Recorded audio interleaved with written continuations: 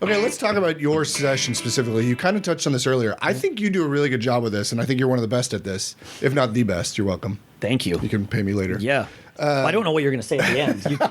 You can best at what? I don't.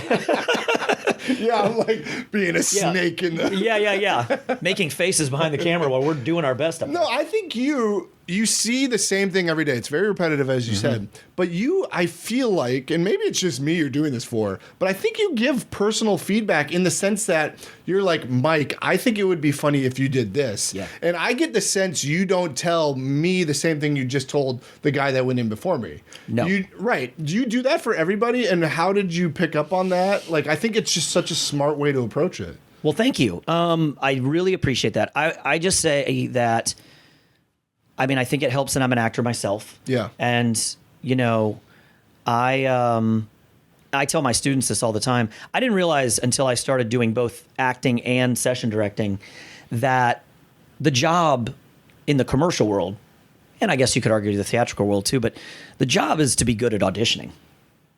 That's the job. I mean, nobody has to take a class on how to shoot a commercial. By the time you book that thing, you've got a million people to tell you what to wear, where to stand. Oh, the script changed. Oh, here's your blocking. Just get a good night's sleep and go with the flow. Do what you did at your callback. Do what helped you book the job. And I really like the community of actors in LA that I get to interact with on usually a daily basis. I really do. And to your point about individual feedback and direction, I try to. It's true. Now, we're always under the gun time-wise. I've got 3 minutes with you, 4 minutes with you. I'm going to start really getting behind. But I think maybe sometimes people think that I am just a button improv alt, factory that I'm like, hey, try this.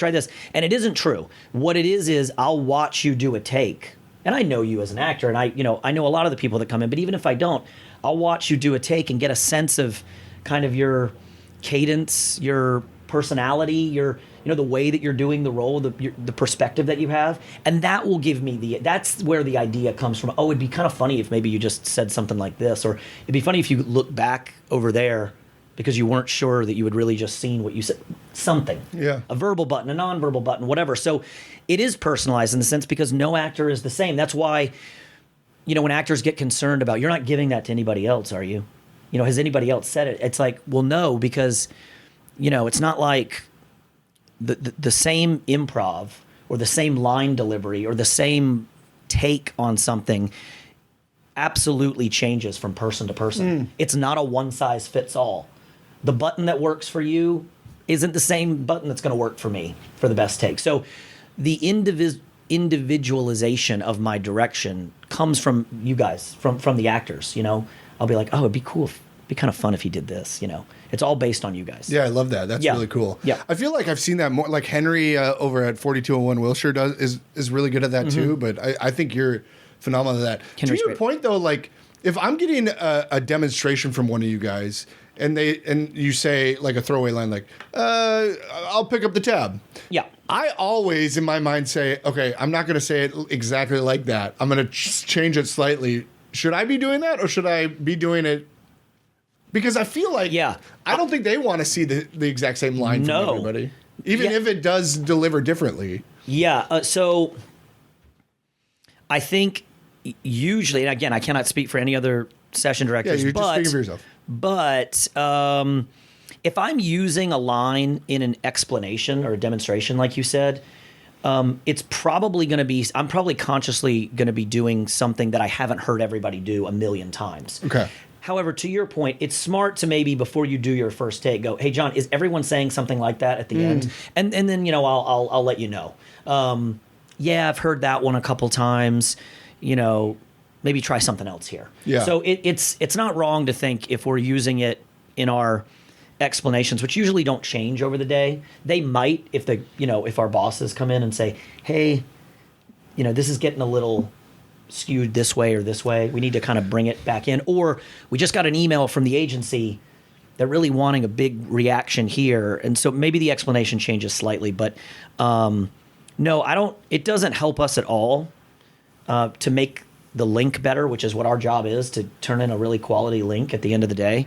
if everyone's doing the same improvs, everyone's putting the same buttons on things or having the same perspective on things. Yeah, variety, and diversity is what we want. What do you think like people that book have in common? Like what are they doing? Courtney Richards, yep. He books all the time. What's he doing? Books all the time. You know what I mean? What are these people that they're killers. That one guy in that Progressive ad with the mustache that keeps booking stuff. Like, what are these guys doing? Mike Nelson? Probably, yeah. What are these guys doing? They know what they do. That's what they're doing. They know who they are. They know, not to get too acting school terminology-ish, but they know their instrument.